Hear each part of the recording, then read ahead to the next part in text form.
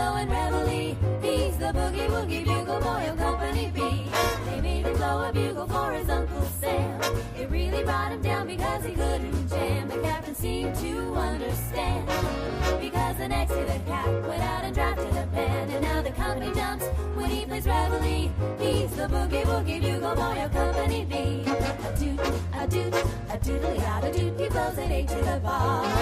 In boogie rhythm, he can't blow a note unless the bass and guitar are playing with him. He makes the company jump when he plays reveille. He's the boogie woogie bugle boy of Company B. He was the boogie woogie bugle boy of Company B. And when he plays boogie woogie bugle, he was busy as a booby. And when he plays, he makes the company jump A to the bar. He's a boogie woogie bugle.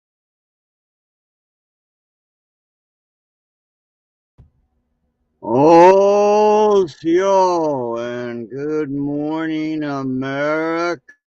I hope all is well. I hope you had a good weekend, and I'm hoping that, not to mention, that your night went very well, that you didn't get egged or TP'd all over your yard and all that kind of good stuff. Boy, that's a mess to have to clean up now, ain't it? Yep, that's the way it is. But anyway, sometimes, living out in the country is a good thing because you don't have to put up with a lot of that. Sometimes. It just depends. If somebody's got it in for you, don't matter where you're at, they're going to come out there and mess with you in one form or way or the other, right? But anyway, I think a lot of us survived. And so anyway, let's kind of take a dive a little bit into this, right?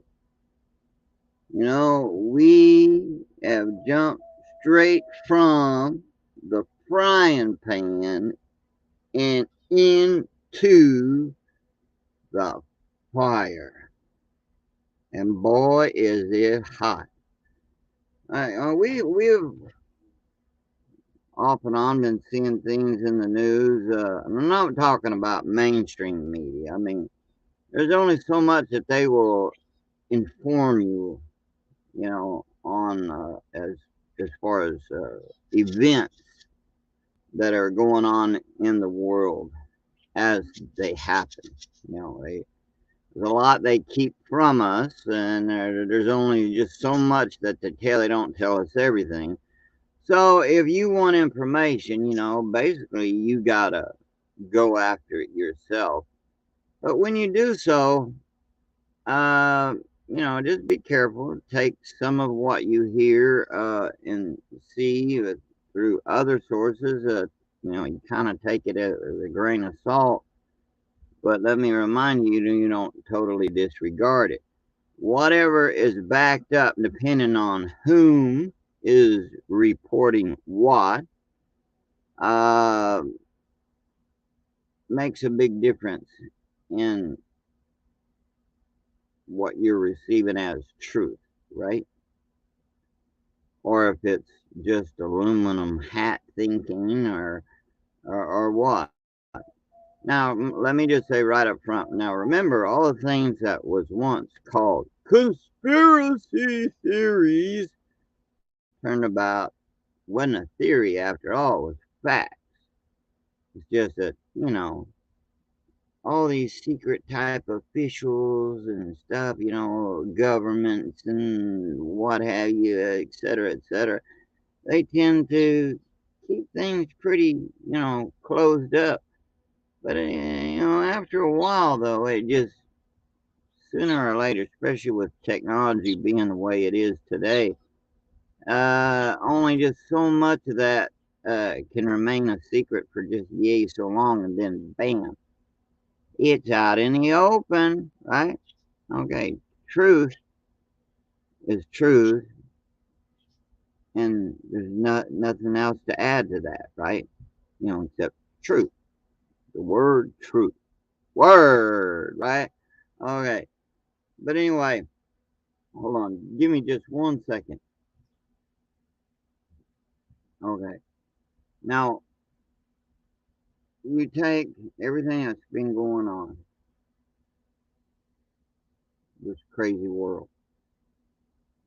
All right, with what's happening overseas, over in Europe and then in China. And even you got that little North Korean doughboy over there rattling his sabers. And then you got Iran and all them other bunches and stuff who are trying to get into the bandwagon and et cetera, et cetera. The world has become a madhouse. All right. And people have become worse. I mean, it's become insane. And with all these events, with the economic crisis, food crisis, and everything else hitting, it's enough to make a person go mad, right? If you let it.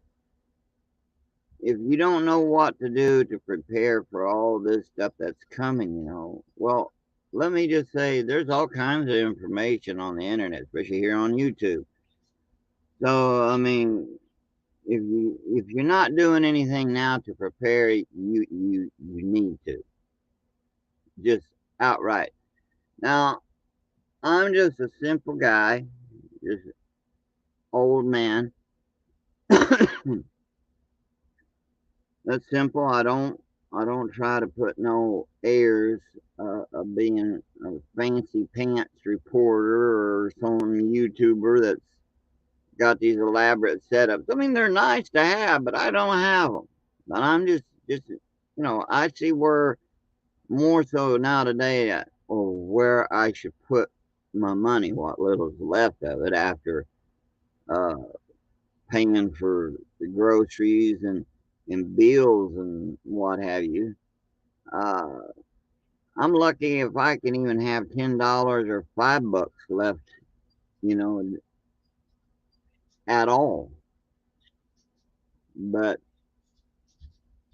the thing is, life is still good, even when all this other stuff is going on. Life is still good. Don't blame the creator for mankind's poor decisions. It has nothing to do with the creator. Creator didn't make mankind do all this stuff. Mankind chose to take their own route and do what they want to do. And then they get in trouble, so they want to point and blame the creator or point a finger at someone else. A person needs to take stock on who they are and what they have done. And if you've done something wrong, own up to it. Don't don't blame somebody else. Really, seriously, don't blame anyone else. But we see all this in our government, right? Now, now, what I'm going to show you is probably a few weeks or so old, but it's still, I mean, with what we see is going on around us, it's something that you should take stock of, right? Now, some of this I'm not going to show you all of it. I'm just trying to give you an idea of what's been going on, which now a lot of this you know. Some of you probably have no clue because you're busy in your everyday lives, which we all should be doing that, being busy.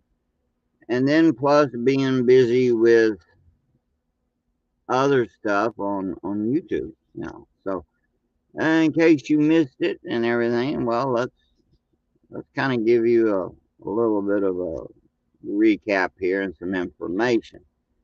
And one thing I will be showing here is one video that I will be showing in a little bit. All right, we'll have to. It's giving you an idea about nukes and all this kind of stuff. But well, anyway, I'm just like I said. I'm an old fart. I'm an old dude. And sometimes if I'm not watching myself, I tend to ramble. So I apologize. All right, now let's get down to this first one that I'm going to show to you. Like I said, I'm not going to show it all, but you know, well, yeah, okay. All right, shut up, Marty. All right, come on, now, Warhorse, get this thing on the road. All right, here we go. Despite US ban. How? Well, restrictions only apply to targeting Russia with certain kinds of weaponry, Kiev's envoy to Washington claims. The US has long since warned Ukraine that they are to not use the HIMARS missile systems and potentially long-range missiles with the 300-kilometer capability that might be sending over. They're probably already in Eastern Europe, but they officially on the books have not given them to Ukraine yet. But they have said that, look, you're not to use these to use or to fire against Russian soil. You cannot do that. Part of the agreement in sending these HIMARS over there was that Ukrainian officials would promise not to use them to target Russian sovereign soil. Right, not to target. Well, that's like telling a little boy when you're showing him a candy store over there. Now you can't go over there. I'm gonna leave you right here. You stay put. Now you don't go over there, boy. You don't go over there, and everything's gonna be a-okay. All right. Now, if you do, you're gonna get in trouble. All right. Well, a little kid. Well, you put him alone, even just for 5 minutes, if that. And there's something tempting, such as candy, all that sweets and stuff, and there's like a candy store. And there's an open window there displaying all this delicious sweetness right there. You're just saying, come get me, eat me. Well, what else do you expect? That little boy's going to go, or a girl, whichever, is going to go right over there and get themselves into trouble because they can't resist it.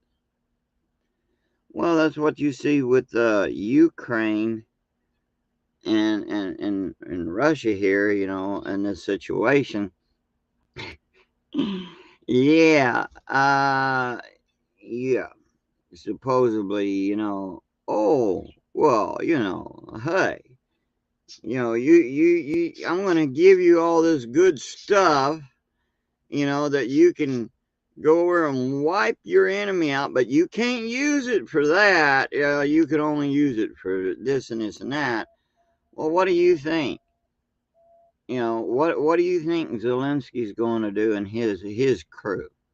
Not to mention when you got the NATO sitting there urging them on, in the U.S.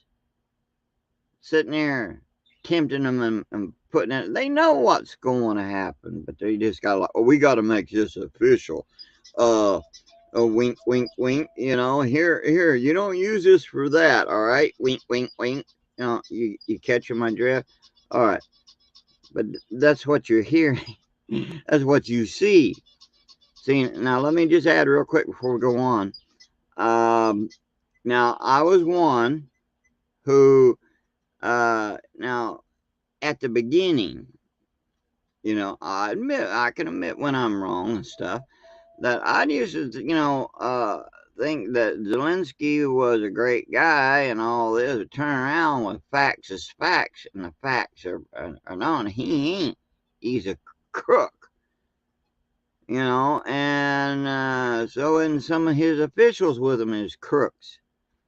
And well, yeah. And then Creepy Joe, wanted to do dealings with that guy and stuff, well, one thing after another, but I'm not going to go all into that.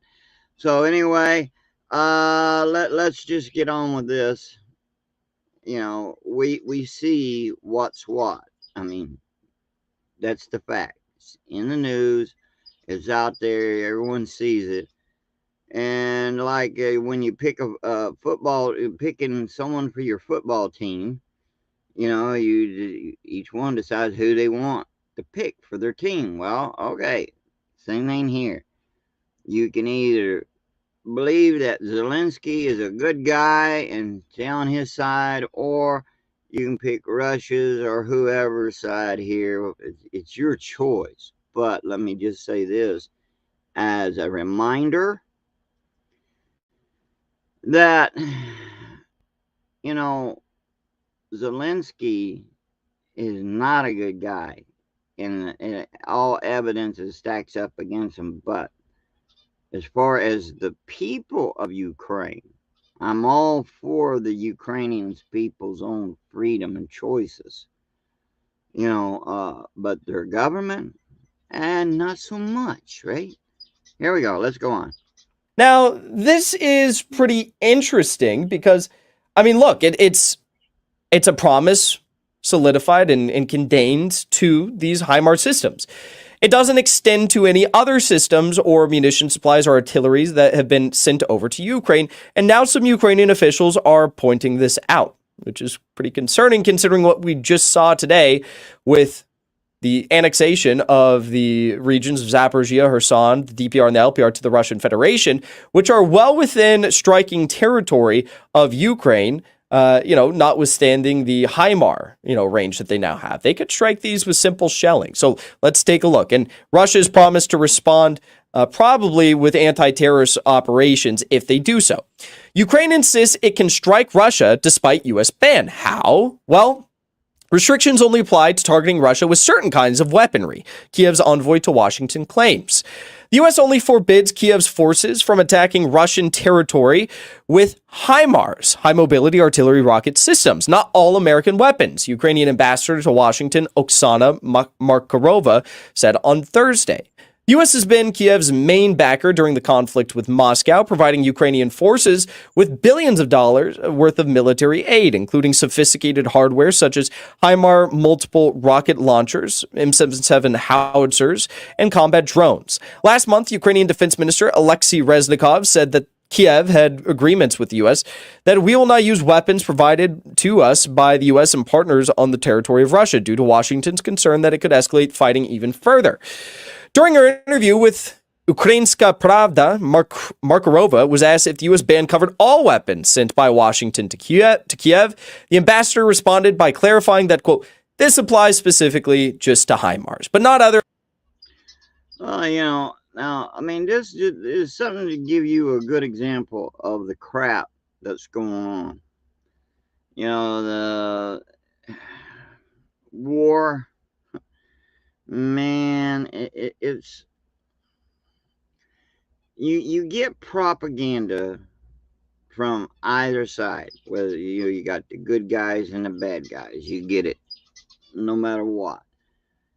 And this is pretty terrible. I mean, it's there, it's in your face, right?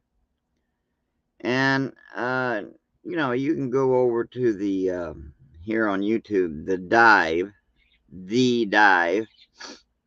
Excuse me, I'm trying to keep from sneezing here. You can go over there and check out the Dive's channel there, and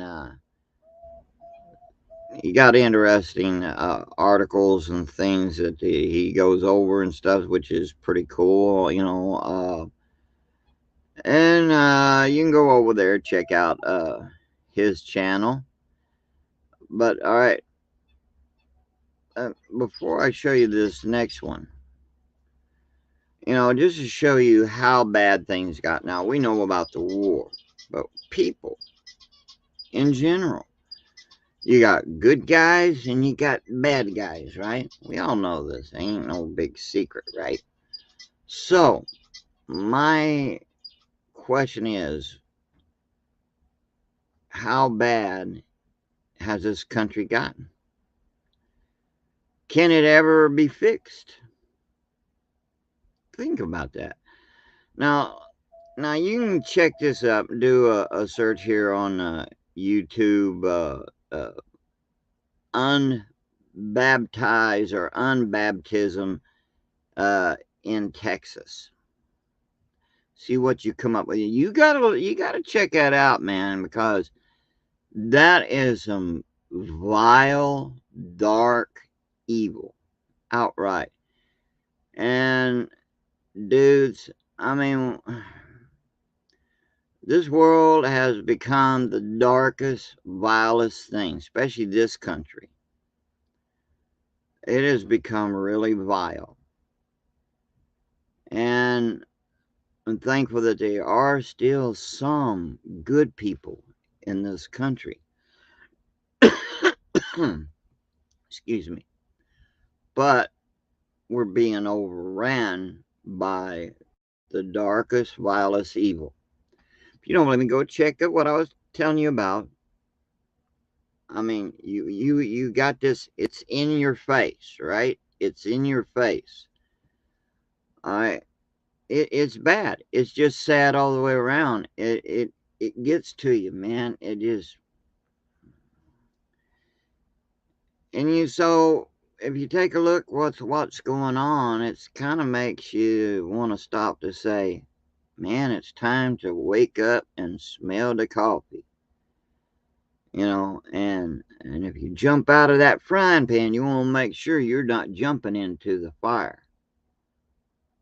But sadly, our country has jumped from the frying pan right into the fire.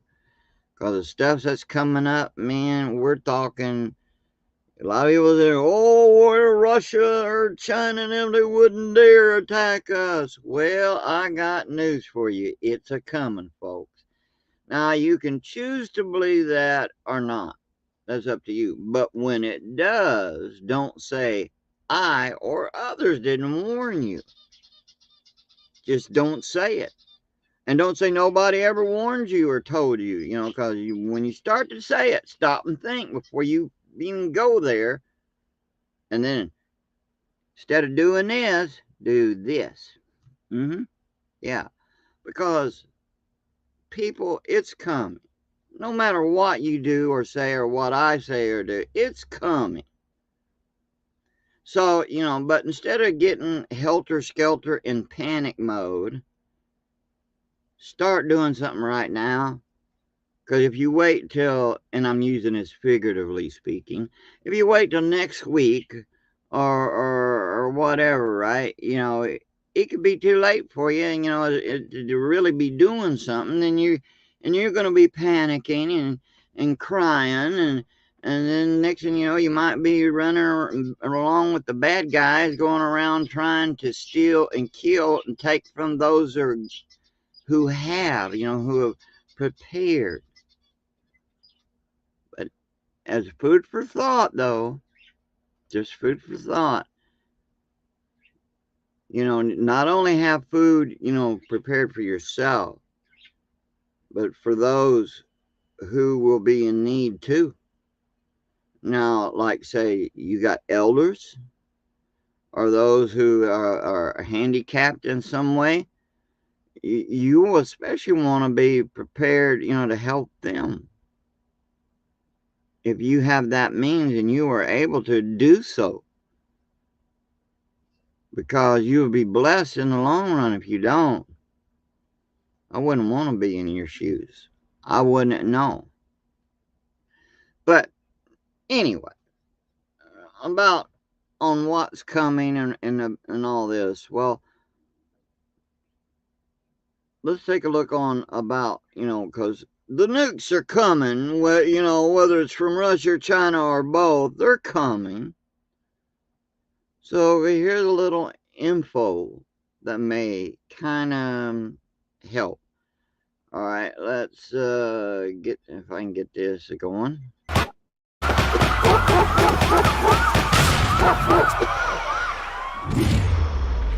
Just recently, the U.S. Department of Health and Human Services has announced that they are purchasing large supplies of anti-radiation sickness medication. This, paired with the fact that most experts believe we are at the highest risk of nuclear conflict in human history, necessitates an analysis of whether or not the use of low-yield tactical nuclear weapons will escalate to the strategic nuclear level. Many people are under the impression that, you'll see in the press they talk about quote-unquote tactical nuclear weapons, which is kind of a bullshit term, like nuclear weapons are nuclear weapons. Technically, this is incorrect. This is like saying there's no difference between a 22 caliber long rifle round and a Schwerer Gustav 800mm artillery round, and this comparison arguably still doesn't do it justice. The largest nuclear weapon ever created is in fact 5 million times more powerful than the smallest ever created. Saying that there is no such thing as tactical nukes is referring to the idea that once any tactical low-yield nuclear weapon is used by one side, it may initiate a chain reaction of tit-for-tat escalatory events that will see larger and larger weapons utilized to the You listen to this, guys. Now, you listen up to this. Now, this is good information. You got to listen. Well, you don't got to, but you know what I mean. You need to listen.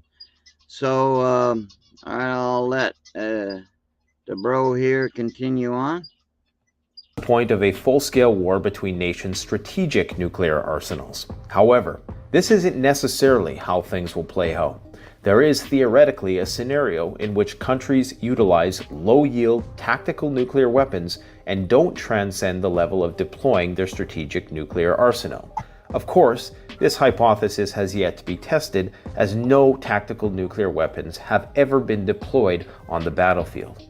Although the US administration's official policy towards the response to the use of tactical nuclear weapons is one of strategic ambiguity, that is, they don't disclose what their response will be, hoping to discourage the other side from ever trying such a thing. Many former US officials have speculated that if Russia were to use tactical nuclear weapons, the response would be conventional and not nuclear. That is, the response would be to target Russian military assets and command centers with conventional or non-nuclear munitions as opposed to nuclear weapons. How Russia responds to this conventional strike thereafter would determine the trajectory of escalation. There is a scenario where Russia uses a tactical nuclear weapon, NATO responds by targeting a Russian military base, Russia absorbs the loss, there is a global outcry, and an armistice is declared. So while it is likely that a conventional response from NATO to a Russian nuclear strike may in turn lead to the use of more powerful nuclear weapons, which would ultimately lead to NATO using their own nuclear weapons, this is not guaranteed. To understand the difference between tactical and strategic nuclear warheads, we must understand the difference between tactics and everyday operations and strategy. There is an old saying, strategy determines where you want to go, and tactics are what you use to get there. As previously indicated, these have never been used in combat before. These are also called battlefield or non-strategic nuclear weapons. They have a lower kiloton yield that usually is below 50 kilotons. They typically have a much shorter range, which is under 300 miles, although they can be launched from bombers, thus extending their range. These likely would not trigger ballistic missile warning systems and thus would not elicit a strategic nuclear response. The smallest tactical nuke ever built was the M29 Davy Crockett weapon system that fired an M388 nuclear projectile that generated a blast equivalent to 20 tons of TNT, or roughly 0.01 the size of the Hiroshima bomb.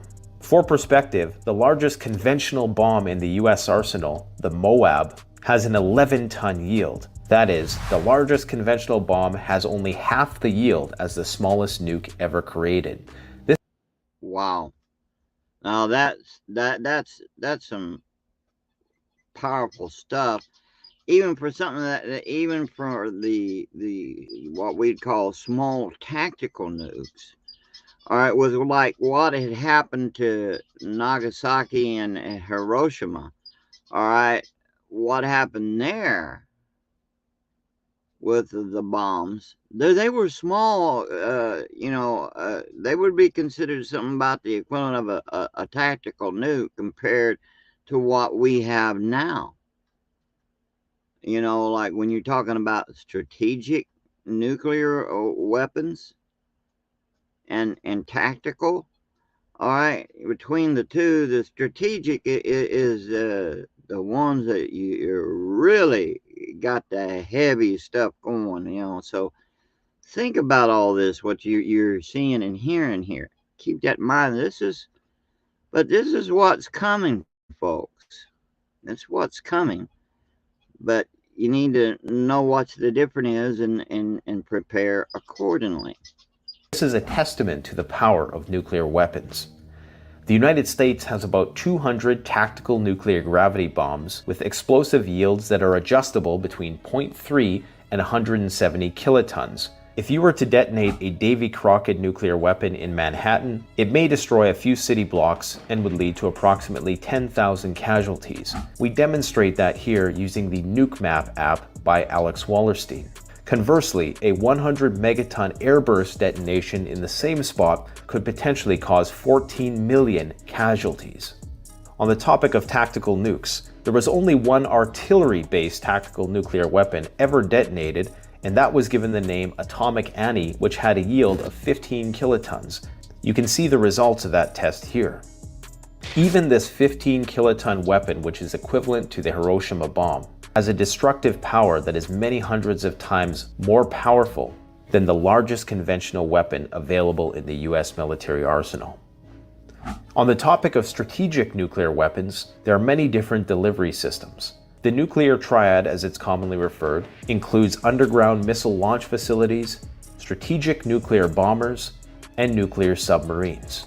In Russia and China, they have mobile intercontinental ballistic missile platforms. This makes these harder to target in a nuclear counterstrike. The largest nuclear weapon ever detonated was the Tsar bomb, which had a yield of 50 megatons as shown here. Currently, Russia has developed the RS-28 Sarmat missile system, which is capable of carrying between 10 to 15 multiple re-entry vehicle warheads, an unspecified number of avant-garde hypersonic glide vehicles, and several countermeasures against anti-ballistic missile systems. This system can carry up to 50 megatons of nuclear warheads.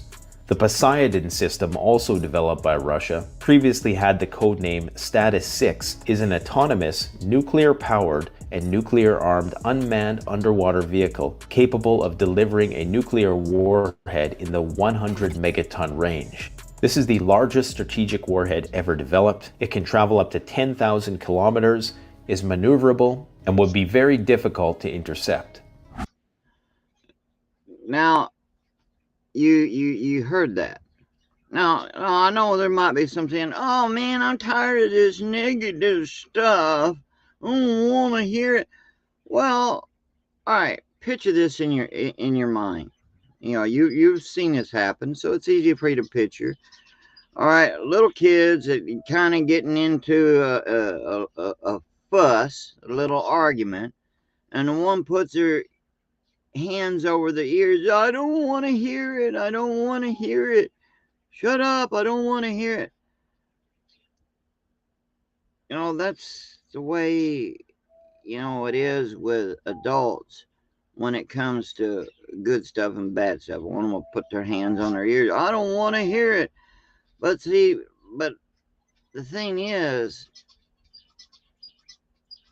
if, let's say, you get a tornado warning, a tornado is coming to your town, your neighborhood, your street, it's heading right towards you, and someone's warning you, whether it's the guy on the TV or your neighbor or whatever, but you say, "I don't want to hear it. That's so negative. It's bad news. I don't want to hear it. Leave me alone. I don't want to hear it. That's so negative." Well, that's the way people are about all this stuff that's going on. It's happening. It is happening, regardless of whether you close your eyes and put your hands over your ears or not. It's not going to change the facts, right? So think about it. Think about it. It's happening, whether you accept it or not. No matter how bad that news is, right? No matter how bad that news is, yeah, we just sit and I don't want to hear it. It's bad news. Well, I don't believe in it. Well, fine. You know, it's up to you in the long run. That's your choice, whether you want to believe it's going to happen here. See, the old saying goes, pride comes before the fall. And that's been proven over and over and over. And this country had way too much pride, and you know, freedoms are good, and that's the way it should be, and we should always embrace our freedom. But you'll always have those who will abuse that freedom, overrun it. And well, for those who have overrun it and we allowed them to overrun it because they abused the system, but you say it's their freedom. Well, it's true and it's not true, but I'm not going to go into all that with you. You know what I'm talking about. So here we are, folks, right from the frying pan and into the fire. It's coming. So the question lies is, what are you going to do? What are you preparing to do? You know, it's here.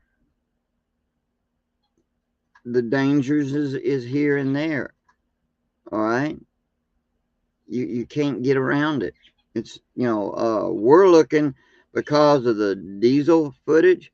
Like, all right, let me tell you something that sounds suspicious. I want your opinion on this. Put it in the comments below. All right.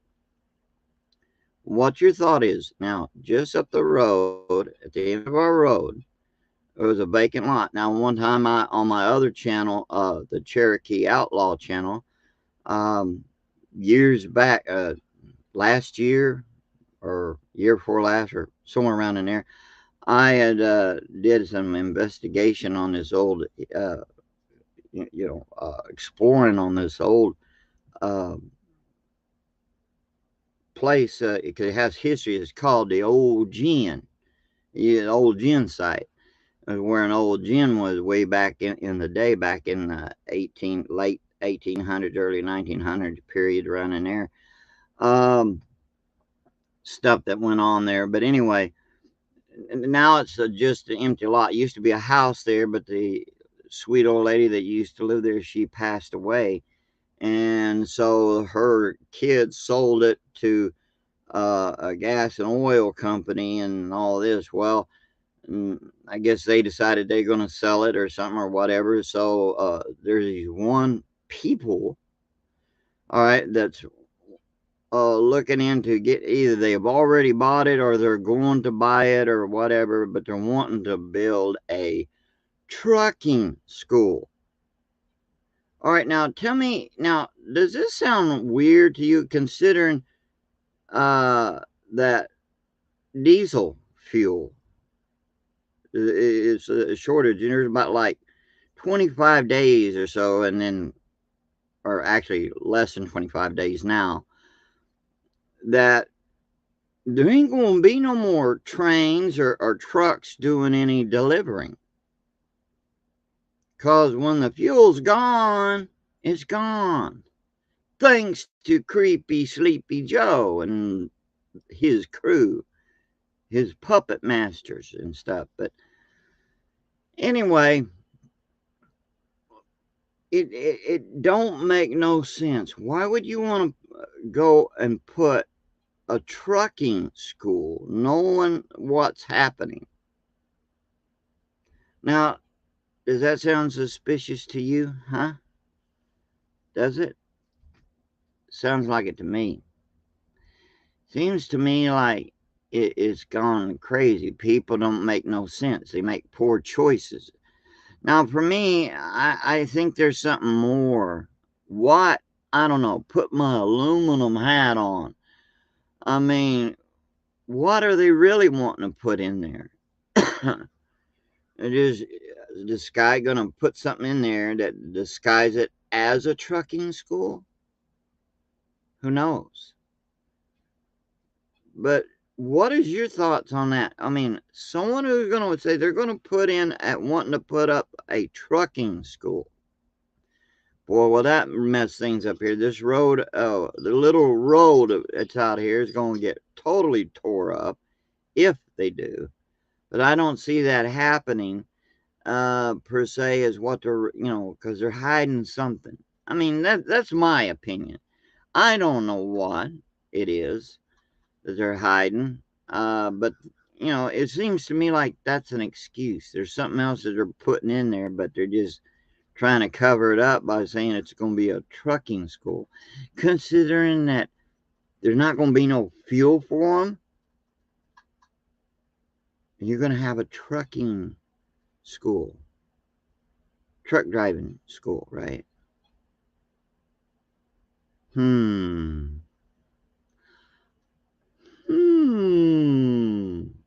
Yeah, makes you wonder, right? It's crazy. It's a crazy world. So I want to let this play on this for a minute or two longer, and then we're going to call it a day, all right? I got things to do, and I'm hurting, which ain't nothing new. All right, here we go. The USA has no equivalent to the RS-28 Sarmat or the Poseidon nuclear-powered nuclear weapon in its arsenal. In fact, the largest nuclear bombs possessed by the United States are the B-83 nuclear bomb with a power of approximately 1.2 megatons and the LGM-30 Minuteman land-based system, as well as the Trident II SSBM missile system. All of these systems are nearly 40 years old.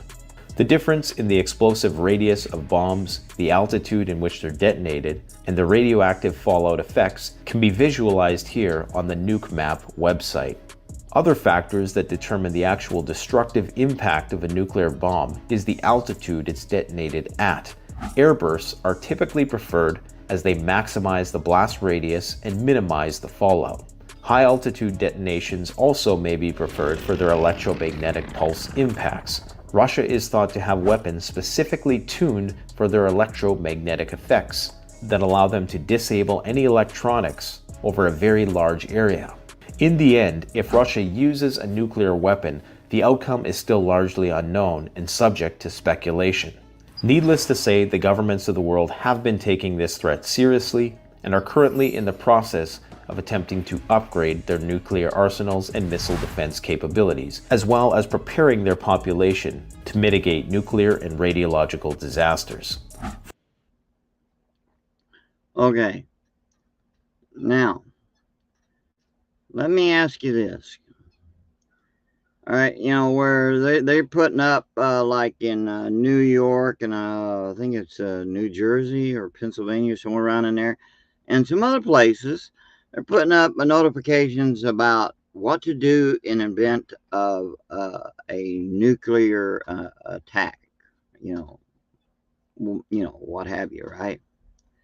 So, all right, they say for you, to go inside, shut your windows and all this. Well, I mean, this is good advice, but and stay, and stay away from the windows, right? In the event of a nuclear attack, now they're doing this in the cities, right? Especially in the areas where most likely they're going to be the ones who is going to get bombed, or you know what I mean. So here's the thing: let's say you're in New York. You live in New York and you're doing all this. You go inside, wherever you're at, right? Go inside, close your doors, your windows, and everything, staying away from the windows. A nuclear bomb, missile, whatever, explodes, hits. All right, so now you've done that. All right, now you got to stay tuned to see what you got to do next. Well, if you're in that area and you get bombed, well, most likely, if they're using a strategic missile, nuclear missile, well, you might as well hang that up. You're dead. you're a fried, crispy critter. And that's just the way it is. You're a fried, crispy critter. All right, but say you're, 'cause New York is pretty big. Let's say if it's a tactical nuke, right? So you go outside, out of the blast zone and all this, right? All right, yeah, you might survive the event, of course, but you're not going to get any news or anything because all the radio, television, all that stuff, the communication is gone. So you're going to have to learn to know what to do, period. And there's all kinds of information here on YouTube and other parts on the internet, just Google it or whatever. But you need to be prepared because, folks, it's coming. And I'm hoping that you will do something, that you will be prepared, or if you haven't, that you are now starting to, because what used to be considered conspiracy theories is no longer a conspiracy theory, it is a fact. And you're not going to get a lot of this information on your mainstream news. It's just a fact, because it might cause a panic. And of course, you'd have to admit they'd be right, because people that don't know what to do because they're too busy into their own little lives and world, that they don't care about anything but their own little stuff. And then next thing you know, it's on them. Danger is there. The threat is there. And they're going to panic. And they're going to scramble around because they were too busy twiddling their thumbs, so to speak. So anyway, I thought I would share this a little bit with you, and thoughts. But yeah, down in the comments below, let me know what you think about that deal with this down over here, this trucking school. Yeah. But anyway, are you prepared? If you're not, please. There's all kinds of information here. You need to act upon it and do something. And I can't tell you what to do. You're going to have to make the decision yourself. You are about you and your family. Now, you can choose to ignore warnings, just go on your everyday life and pretend it's not going to happen. Pretend that, it's going to be, where they're saying all this and nothing's going to really happen. And then for what? I did all this for what? That's why a lot of people, when storms come upon them suddenly, because, they never had a lot of storms, bad storms in their neck of the woods, real bad storms. And, so they never prepare for none of that. And then when it happens, guess what? Yeah, it's too late. So be prepared, Yeah. So, really, you should be prepared on what's coming. You really need to, my friends. You really, really, really, really need to get yourself prepared for what's coming. All right. So, I want you to know I love you guys. And I thank you for dropping in and listening to this old fart rambling and everything. And again, I'd like to get your input on about this trucking school, your thoughts, and everything else that's going on around us, your thoughts on it. Be sure to hit the like button and the subscribe button if you haven't already subscribed. And if you want to, share this if you want. And would like for you to become a part of this community. All right. It's a small channel.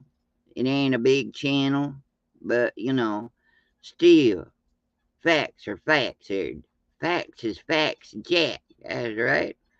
All right. I love you all, and you be blessed in everything. And watch your six out there. And if you're not prepared, folks, now's the time to start doing it. Don't put it off, because it's closing fast. Everything's escalating at a exponential rate. So here I want to say, you have a good day and be blessed, and may the beautiful great one watch over you and bless you and help you. All right? For he's watching, and he sees, and he knows. All right? So let me just say, later, folks. I love you all. Aho. And wado, everyone. Wado.